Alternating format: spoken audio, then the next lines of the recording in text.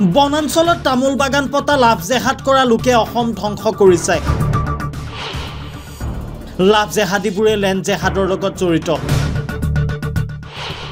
এই সম্প্ৰদায়টোৱে অসমলৈ ভাবুকি কঢ়িয়াই আনিছে।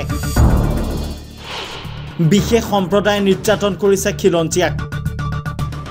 কান্দিব আমি লাগে, কান্দি তেওঁলোকে আছে। তেওঁলোকেহে আমাৰ ওপৰত নিৰ্যাতন কৰি আছে। আজি লাভ জেহাদ কোনে কৰিছে? আমাৰ ওপৰতহে লাভ জেহাদ হৈ আছে। লেণ্ড জেহাদ কোনে কৰিছে? আমাৰ ওপৰতহে লেণ্ড জেহাদ হৈ আছে। কান্দিব লাগে আমি, কান্দিছে তেওঁলোকে। ৰাজ্যত চলি থকা উচ্ছেদৰ মাজতে মুখ্যমন্ত্ৰী হিমন্ত বিশ্ব শৰ্মাই পুনৰ টাৰ্গেট কৰি ল'লে সংখ্যালঘু মুছলমানক। সংখ্যালঘু মুছলমানৰ বিৰুদ্ধে ইটোৰ পিছত সিটোকৈ বিস্ফোৰণ ঘটাই মুখ্যমন্ত্ৰী হিমন্ত বিশ্ব শৰ্মাই সাংবাদিকে সোধা প্ৰশ্নৰ উত্তৰত উল্লেখ কৰে যে আমাৰ মানুহে অলপ মাটিৰ পট্টা বিচাৰি হাহাকাৰ কৰিছে। উৰিয়াম ঘাটত একাংশই ৩০০ বিঘাকৈ মাটি দখল কৰিছে।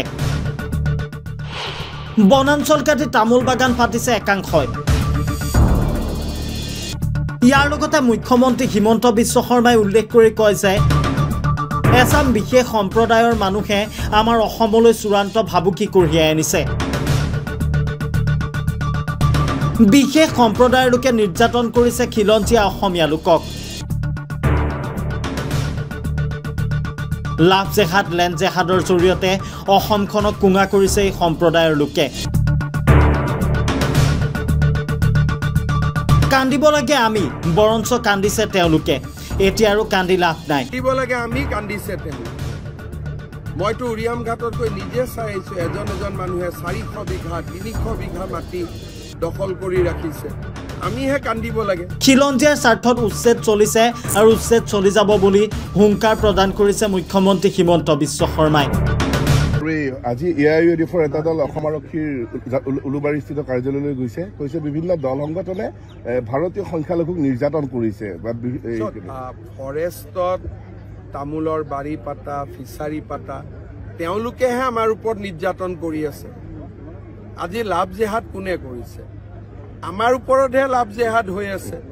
লেণ্ড জেহাদ কোনে কৰিছে? আমাৰ ওপৰতহে লেণ্ড জেহাদ হৈ আছে। কান্দিব লাগে আমি, কান্দিছে তেওঁলোকে।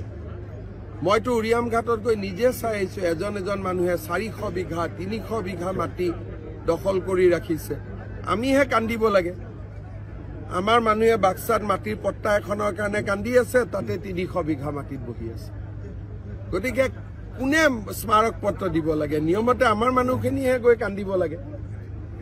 News desk, reporter any.